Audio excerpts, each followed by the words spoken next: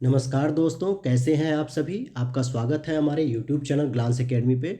आज की वीडियो में हम फिर उपस्थित हुए हैं इंडियन पॉलिटी अर्थात भारतीय राज व्यवस्था, भारतीय संविधान से संबंधित कुछ महत्वपूर्ण प्रश्नों के साथ टॉप 20 सीरीज में।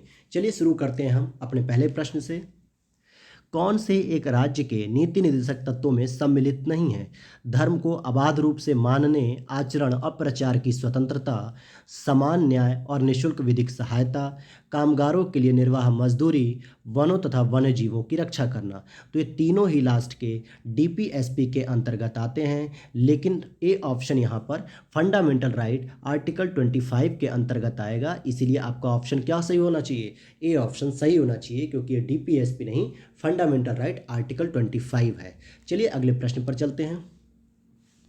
भारतीय संविधान में निम्नलिखित में से कौन सी विशेषताएं पाई जाती हैं? संशोधन की बहुल प्रक्रियाएं हैं, राज्यों को संशोधन की पहल करने का अधिकार नहीं है, कुछ संशोधन केवल राज्य विधानमंडलों द्वारा ही पारित किए जा सकते हैं, संविधान संशोधन संबंधी विवादों के समाधान के लिए संसद के सदनों की संयुक्त बैठकें हैं। तो अगर हम एक एक करके कैंसिल करना शुरू करेंगे तो आपको आंसर बहुत आसानी से पता चलेगा। देखिए, लास्ट ऑप्शन तो नहीं हो सकता, क्योंकि संयुक्त बैठक का कोई भी प्रावधान नहीं है संशोधन पर, संविधान संशोधन में। तो घ ऑप्शन आपके जैसे ही कटेगा तो यहाँ भी घ है, यहाँ भी घ है और यहाँ भी घ है। इस तरीके से आपको सीधे ऑप्शन मिल जाता है बी वाला। लेकिन फिर भी हम डिटेल करते हैं। ग ऑप्शन हमने क्यों काटा? क्योंकि कुछ संशोधन ही नहीं, कोई भी संशोधन राज्य विधानमंडल द्वारा शुरू नहीं किया जा सकता, कोई भी संशोधन नहीं हो सकता शुरू। इसलिए ग ऑप्शन को भी हम काट देंगे।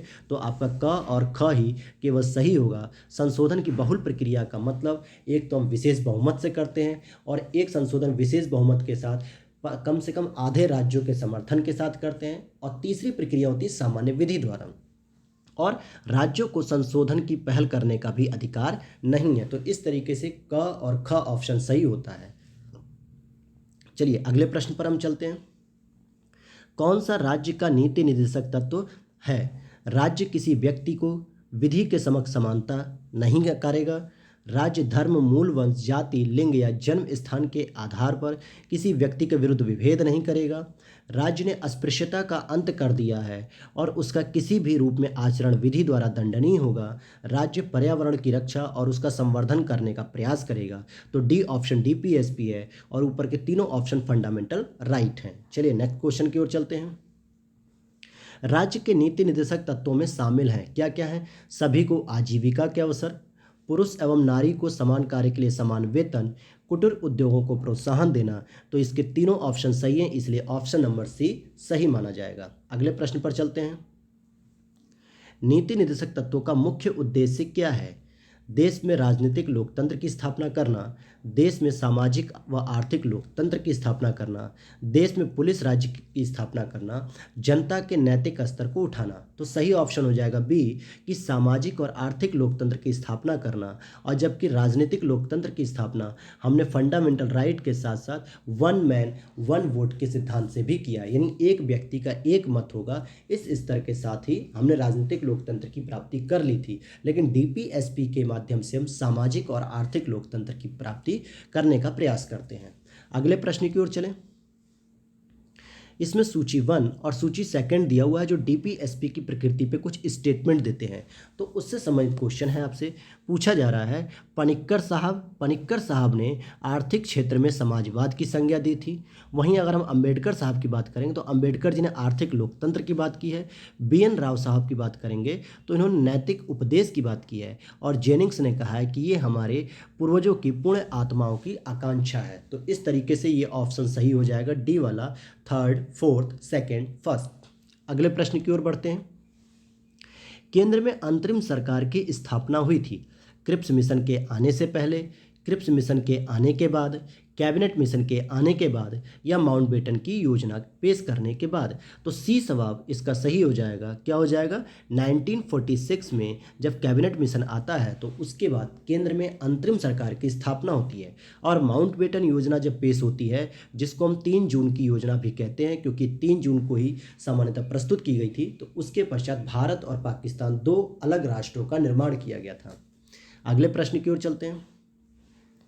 भारत में संसद के एक सदन की गणपूर्ति क्या होती है, अर्थात किसी भी विधायी प्रक्रिया को या किसी भी प्रक्रिया को संचालित करने के लिए सदन में न्यूनतम कितने सदस्य होने चाहिए सदन की कार्यवाही चलाने के लिए। सदन की कुल सदस्य संख्या का 1/2 भाग, सदन की कुल सदस्य संख्या का 1/3 भाग, सदन की कुल सदस्य संख्या का 2/3 भाग या सदन की कुल सदस्य संख्या का 1/10 भाग। तो सही जवाब हो जाएगा डी ऑप्शन 1/10 भाग। अगर मैं लोकसभा की बात करूं तो लोकसभा में अगर 545 सदस्य संख्या है तो इसका मतलब कि न्यूनतम हमें कम से कम 55 सदस्यों की आवश्यकता होगी, तब जाके सदन की कार्यवाही आगे बढ़ेगी गणपूर्ति के रूप में। अगले प्रश्न की ओर चलते हैं। राज्यसभा के संबंध में कौन सा कथन सही है?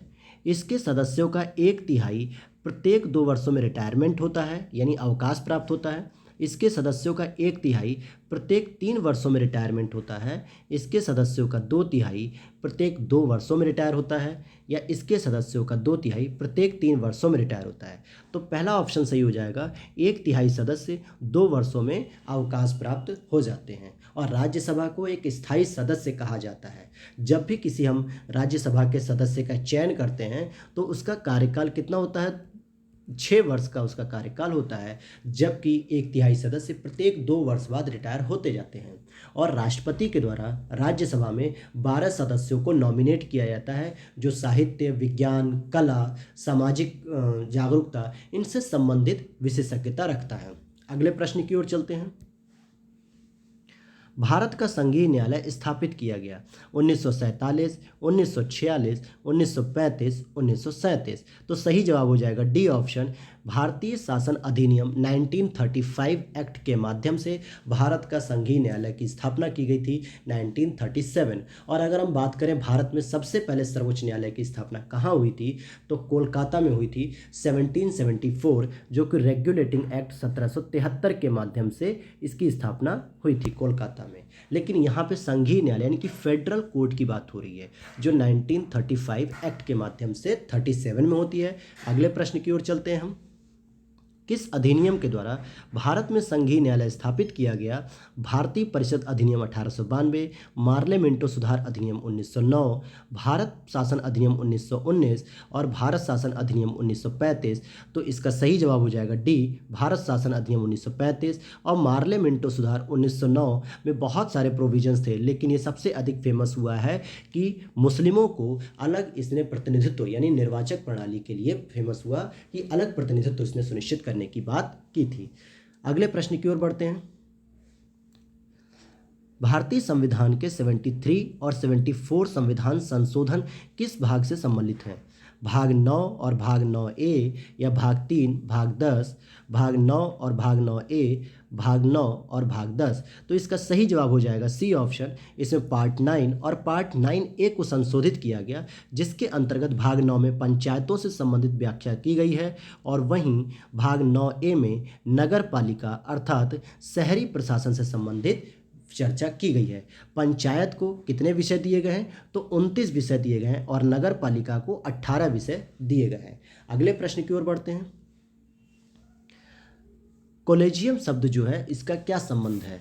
उच्चतम न्यायालय के न्यायाधीशों की नियुक्ति से, केवल उच्च न्यायालय के न्यायाधीशों की नियुक्ति से, उच्चतम न्यायालय और उच्च न्यायालयों के न्यायाधीशों की नियुक्ति से, उपरोक्त में से किसी से नहीं। तो इसका सही जवाब हो जाएगा सी ऑप्शन, सुप्रीम कोर्ट और हाई कोर्ट के न्यायाधीशों की नियुक्ति से संबंधित यह माना जाता है। अगले प्रश्न की ओर चलते हैं।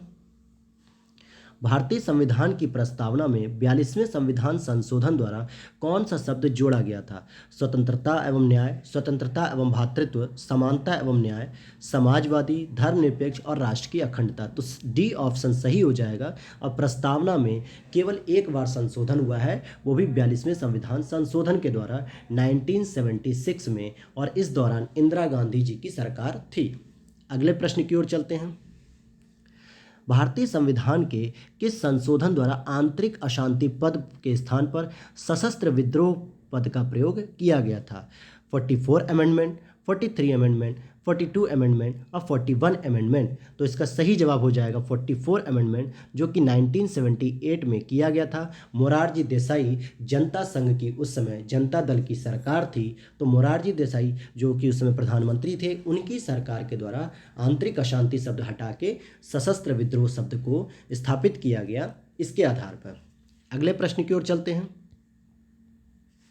भारत के संविधान में 10वीं अनुसूची जोड़ी गई थी 52वें संविधान संशोधन अधिनियम द्वारा, 55वें संविधान संशोधन अधिनियम द्वारा, 58वें संविधान संशोधन अधिनियम द्वारा या 73वें संविधान संशोधन अधिनियम द्वारा। तो सही जवाब हो जाएगा इसका बी ऑप्शन, 52वें संविधान संशोधन अधिनियम द्वारा। अगले प्रश्न की ओर चलते हैं हम। कौन सा एक भारत के नागरिकों का मौलिक अधिकार नहीं है? संवैधानिक उपचारों का अधिकार आर्टिकल 32, तो ये तो है। विधि के समक्ष समानता आर्टिकल 14, ये भी है। संपत्ति का अधिकार आर्टिकल 300 का ये नहीं है। शोषण के विरुद्ध अधिकार आर्टिकल 23 और 24। तो सी ऑप्शन आपका सही हो जाएगा यहाँ पे, क्योंकि अब इसको फंडामेंटल राइट नहीं माना जाता बल्कि लीगल राइट माना जाता है। इसको भी जो है कि क्या किया गया है, 300 क में शामिल कर दिया गया है। अगले प्रश्न की ओर चलते हैं। भारत का संविधान अपने नागरिकों को प्रदान करता है एकल नागरिकता, दोहरी नागरिकता, कुछ राज्यों में एकल और कुछ में दोहरी नागरिकता, या उपयुक्त में से कोई नहीं। तो इसका सही जवाब हो जाएगा एकल नागरिकता। और इस मामले में भारत ने ब्रिटेन, कनाडा, इनका मॉडल फॉलो किया है। इससे क्या होता है कि भारत में एकजुटता के साथ साथ भारतीय राज्यों में एकता और अखंडता का विकास होता है। जबकि दोहरी नागरिकता की अगर हम बात करें तो उसमें आपका यूएसए आता है, स्विट्जरलैंड आते हैं, इस तरीके के देश आते हैं जिसमें पहले तो एक देश की नागरिकता लेते हैं और जिस राज्य का नागरिक होता है उस राज्य की भी नागरिकता प्राप्त होती है। चलिए अगले प्रश्न की ओर बढ़ते हैं। भारत में कौन नागरिकता के अर्जन हेतु शर्तों को नियत करने के लिए सक्षम है? कि नागरिकता के अर्जन और नागरिकता की समाप्ति के लिए चुनाव आयोग, राष्ट्रपति, संसद, संसद एवं राज्य विधायिका सम्मिलित रूप से। तो इसका सही जवाब हो जाएगा संसद। संसद क्या करती है? भाग 2 में वर्णित नागरिकता से संबंधित जो अनुच्छेद हैं 5 से लेकर 11 तक, उसमें आर्टिकल 11 का प्रयोग करके भारतीय संसद के द्वारा नागरिकता से संबंधित विधियों का प्रयोग किया जाता है या विधियों का निर्माण किया जाता है, जिसमें नागरिकता अधिनियम 1955 का सबसे पहले निर्माण किया गया, जिसमें 5 प्रकार के नागरिकता अर्जन के प्रोविजंस बताए गए हैं और 3 प्रकार से नागरिकता की समाप्ति के प्रोविजंस बताए गए हैं। इसमें अब तक 9 बार संशोधन किया जा चुका है और अभी सबसे लेटेस्ट जो संशोधन हुआ है वो 2019 में किया गया है। चलिए अगली बार हम अगले क्वेश्चन की ओर चलते हैं। निम्नलिखित में से भारतीय संविधान में कौन सा नागरिकता का आधार है? इतिहास से प्रमाणित उद्भव का आधार, भौगोलिक आधारित उत्पत्ति, जन्मना और भारतीय संस्कृति की स्वीकृति, संविधान प्रारंभ होने का आधार। तो इसका सही जवाब हो जाएगा बी, भौगोलिक आधारित उत्पत्ति।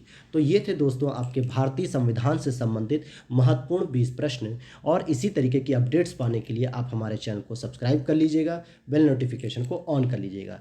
चलिए इसी के साथ हम विदा लेते हैं। जय हिंद।